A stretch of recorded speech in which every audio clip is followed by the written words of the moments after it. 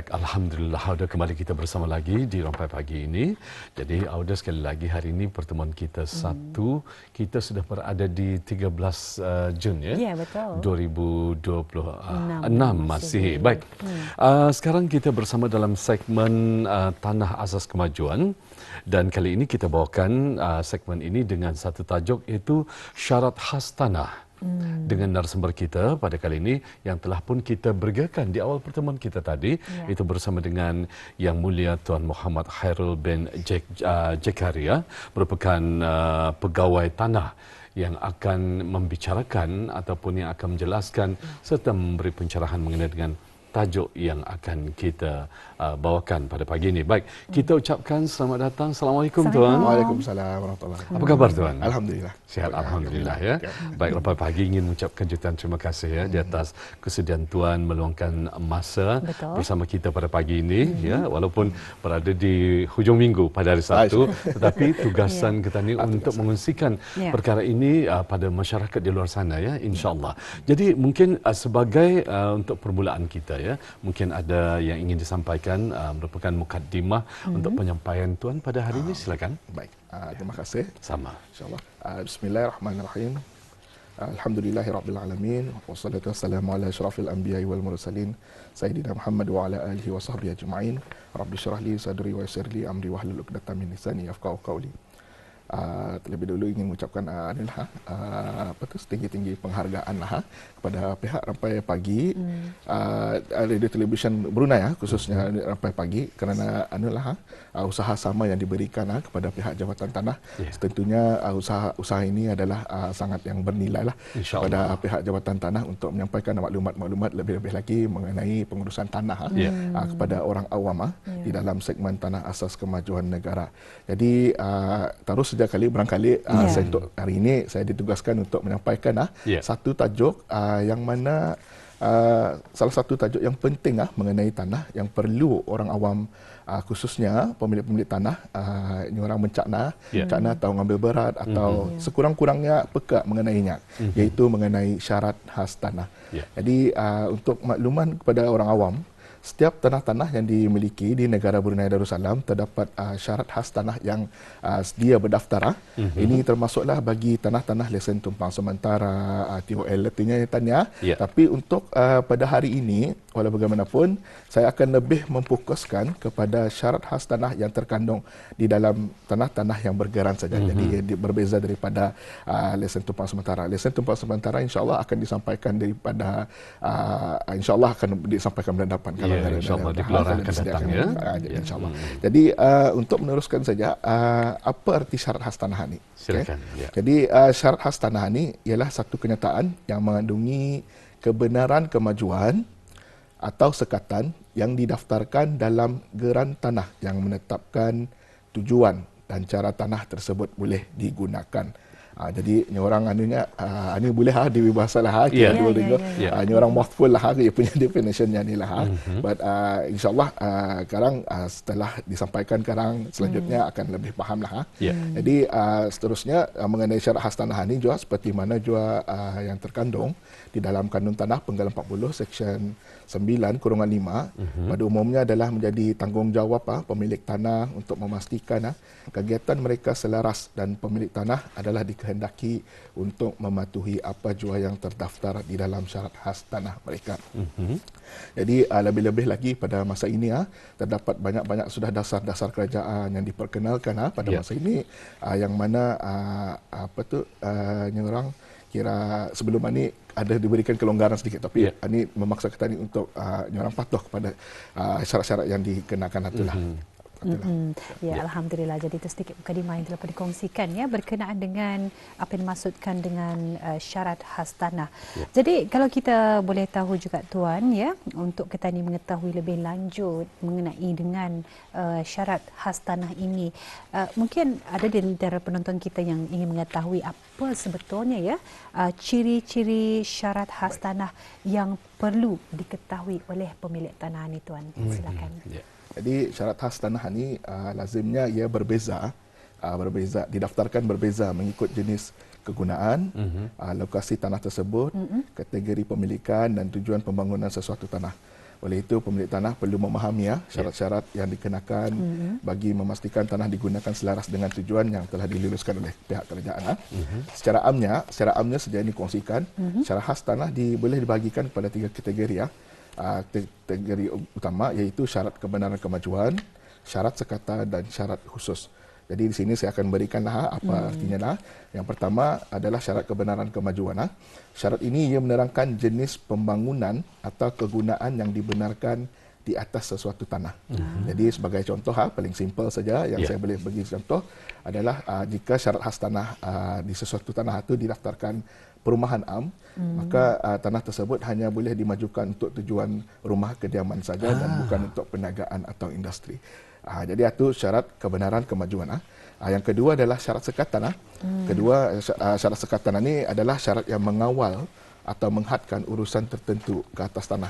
Jadi ini sebagai contohnya, tanah ininya ada tu kadang-kadang ada dalam tanah ini tidak boleh disewakan kepada orang lainnya. Jadi oleh demikian kalau macam ada syarat macam ini memang hanya untuk bagi kegunaan pemilik tanah sajalah. Jadi tidak boleh disewa-sewakan kepada orang lain lah.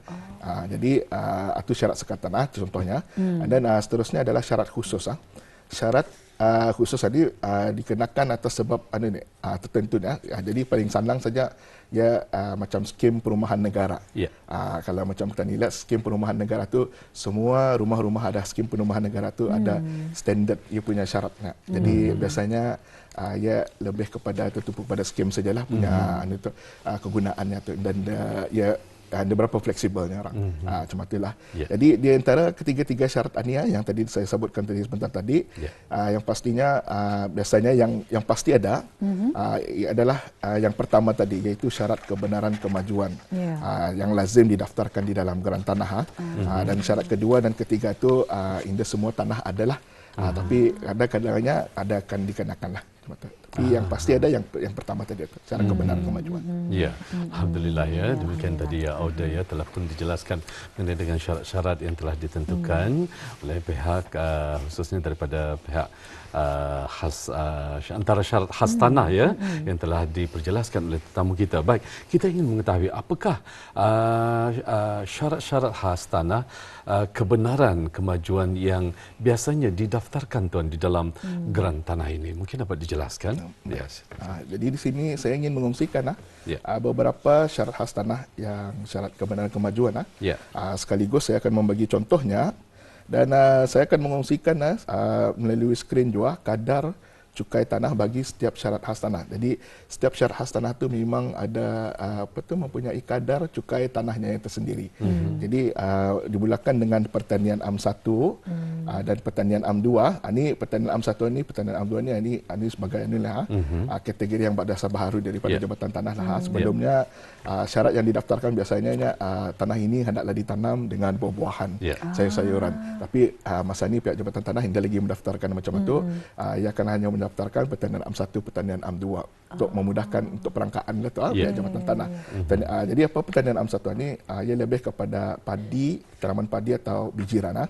Dan pertanian Am 2 lebih kepada tanaman sayur-sayuran, buah-buahan, termasuklah ternakan, apa jua ternakan. Dan seterusnya adalah perumahan amang. Ini perumahan straightforward lah. Memang ada pelbagai jenis rumah-rumah sudah yang dapat tanian inilah. Kalau dulu beritahu lagi sebuah rumah dan sebagainya. Tapi ini umum saja. Terpulang arah pemilik tanah macam mana jenis ini tertakluk kepada pihak agensi-agensi. Ini termasuklah walk-up flat yang tidak melebihi daripada dia tidak melebihi daripada 4 tingkat. Ada had inilah untuk dibenarkan di bawah perumahan untuk walk-up flat lah atau paksa dirujuk kepada pihak Jabatan Perancang Badan dan Desa contohnya itu. Dan untuk lebih daripada 4 tingkat ianya akan didaftarkan di bawah syarat rumah pangsa atau apartmen yang katanya. Contohnya macam di Lambak Kanan tuan. Sebagai contohnya. Sebagai contohnya. Betul.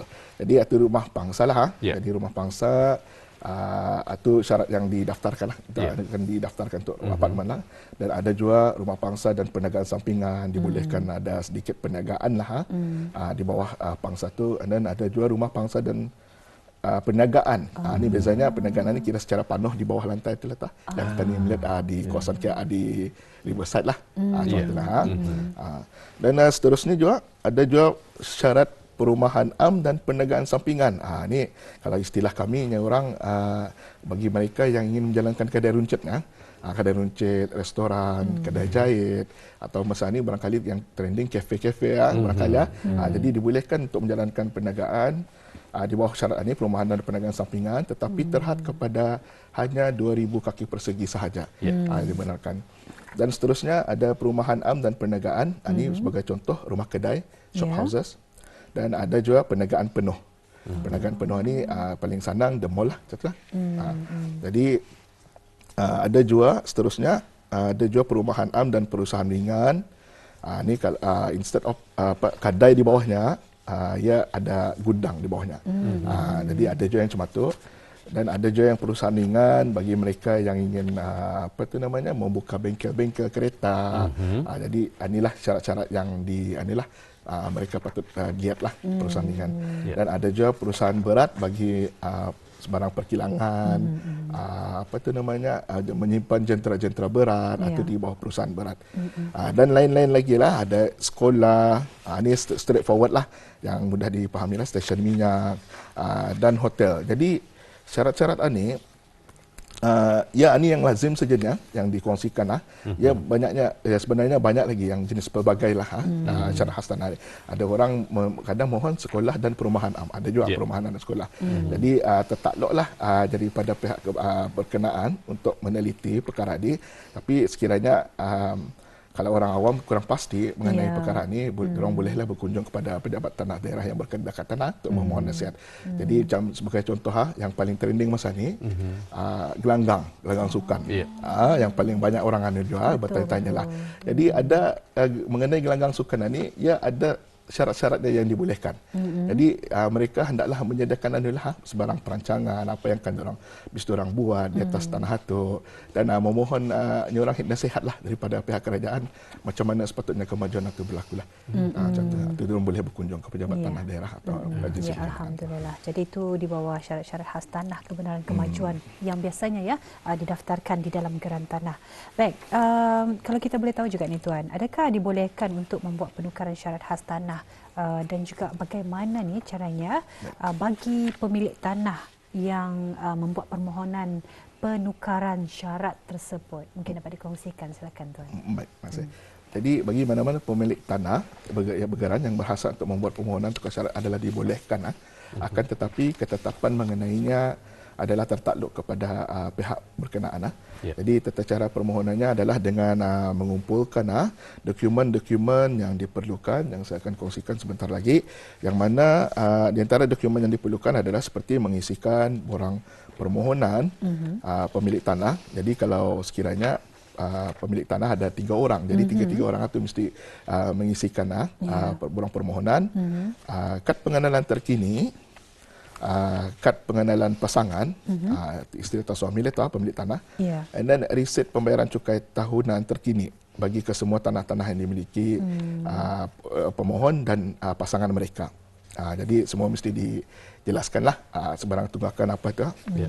Dan seterusnya adalah geran tanah terkini, dan peta RSO, peta lah sebenarnya, peta yang berukuran A3 yang boleh diperolehi di jabatan ukur. Dokumen cetakan komputer senarai tanah-tanah yang dimiliki yang boleh diperolehi di mana-mana cawangan pejabat tanah daerah. Ini letas kalau ada pasangan sama pasangan letas. Dan dokumen tambahan jika berkenaan perintah mahkamah lah kalau ada bagi pemilik tanah yang masih di bawah jagaan. Jadi itu yang lazimnya yang diminta. Tetapi kalau bagi syarat-syarat yang berunsurkan perniagaan seperti perniagaan sampingan, perniagaan penuh, perusahaan dan sebagainya, terdapat dokumen tambahan yang perlu dihadapkan juga oleh pemilik tanah, iaitu seperti ringkasan cadangan kemajuan yang mengandungi tajuk projek, cadangan kemajuan, jenis aktiviti, dan juga plan konsep yang disediakan oleh sekurang-kurangnya registered building draftsman RBD, pelukis pelan bangunan berdaftar lah, yang berdaftar. Jadi itu yang apa tu namanya yang perlu dihadapkan dokumen-dokumen tersebut, dan setelah dokumen-dokumen ini dikumpulkan, mereka bolehlah menghadapkan di pejabat-pejabat tanah daerah yang adalah mengikut letak tanah yang dimiliki itulah. Jadi contohnya kalau tanahnya itu di Tutong, jadi mereka hendaklah menghadapkan di pejabat tanah daerah Tutong. Jadi juga di samping itu juga ada dikenakan beberapa pembayaran yang tadi awal dikongsikan tadi adalah cukai tanah, termasuklah cukai-cukai tanah yang tertunggak, dan juga ada yuran pentadbiran sebanyak RM10. Sebenarnya tanah-tanah yang dimiliki RM2 bagi setiap tanah yang dimiliki. Kalau hanya 2 tanah artinya RM4 lah tu. Contohnya aja dikenakan. Dan pendaftaran sebanyak RM1 sahaja. Baik, ya, itu dia penjelasannya. Alhamdulillah. Dan kita beralih pula ingin mengetahui bagaimana pula tuannya proses penelitian dilaksanakan bagi permohonan penukaran syarat, iaitu syarat khas tanah bagi sesuatu tanah tersebut. Macam mana tu? Jadi bagi mereka yang memohon penukaran syarat khas tanah, perlu diketahui ada beberapa perkara yang perlu diambil kira sebelum syarat khas tanah yang dipohonkan dibenarkan dan didaftarkan ke dalam geran tanah. Perkara ini diteliti bertujuan untuk memastikan kesesuaian syarat khas tanah itu. Jadi semua tanah juga bersesuaian dengan syarat yang dipohonkan. Bersesuaian pada lokasinya, dan tujuannya juga adalah demi untuk mengimbangkan ketenteraman orang awam dan juga perkembangan sekaligus untuk melihati perkembangan sosioekonomi negara. Jadi di antara perkara-perkara yang diambil kira adalah yang pertama, tanah tersebut hendaklah menepati keluasan tanah yang ditetapkan. Setiap syarat yang dipohonkan terdapat keluasan minima yang tertentu yang ditetapkan, seperti contoh syarat perniagaan penuh dikehendaki minima 1 ekar.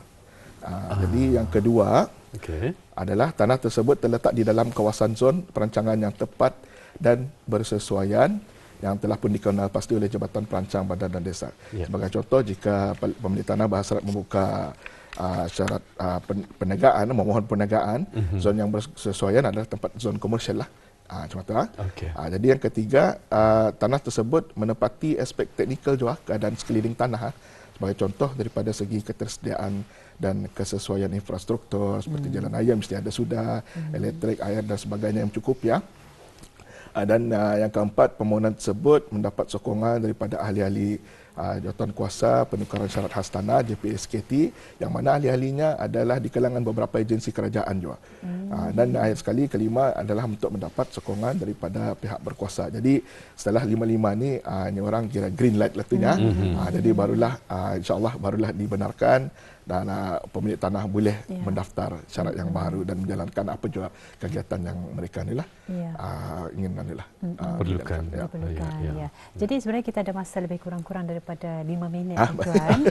Jadi kita terus saja soalan kita yang seterusnya. Jika permohonan tidak disokong ataupun tidak menepati kriteria yang ditetapkan, adakah pemilik tanah ini boleh memohon semula ataupun membuat rayuan itu, tuan? Jadi untuk pemilik tanah yang tidak dipertimbangkan, mereka boleh membuat rayuan semula.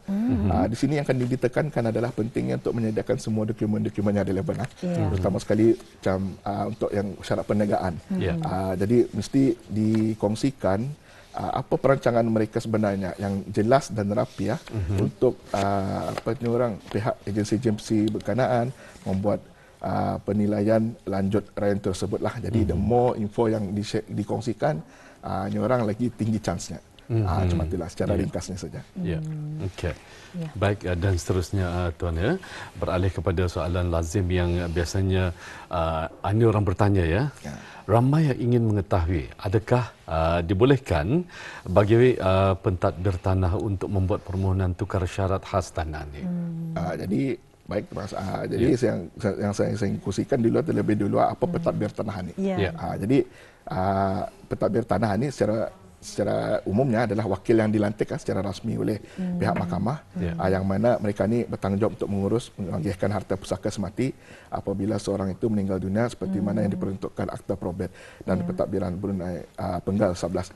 Jadi diorang punya tanggungjawab adalah untuk mengumpulkan, mengawal apa namanya tu mengagihkan dan menjelaskan sebarang hutang piutang.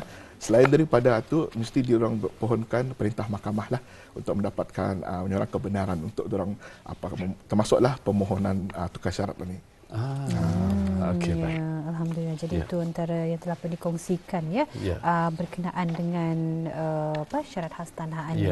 Jadi mungkin yang sempatnya sesempatnya barangkali kesimpulan lah bagaimana ni bagi mereka ingin berhasrat untuk menghubungi jabatan ini untuk pertanyaan lanjut. Silakan. Baik. Jadi di kesempatan tadi Jabatan Tanah ini melalu-lalukan bagi mereka yang ingin bertanya mengenai pengurusan tanah, mereka bolehlah berkunjung di mana-mana cawangan pejabat tanah daerah yang ada di setiap daerah itu ada memang adalah. Jadi dikongsikan juga waktu kaunter perkhidmatan, waktu operasi adalah pada hari Isnin hingga hari Khamis dan pada hari Sabtu pada pukul 8 hingga 11 pada waktu pagi, kecuali pada hari Sabtu iaitu sehingga 10.45 pagi dan pada pukul 1.45 hingga pukul 3 pada waktu petang. Manakala bagi kaunter pembayaran, waktu operasi adalah pada hari Isnin hingga hari Khamis dan hari Sabtu pada pukul 8 hingga 11.15 pada waktu pagi, kecuali pada hari Sabtu iaitu sehingga 10.30 pagi dan pada pukul 1.30 hingga pukul 2.30 pada waktu petang. Kaunter akan beroperasi seperti biasa kecuali cuti awam.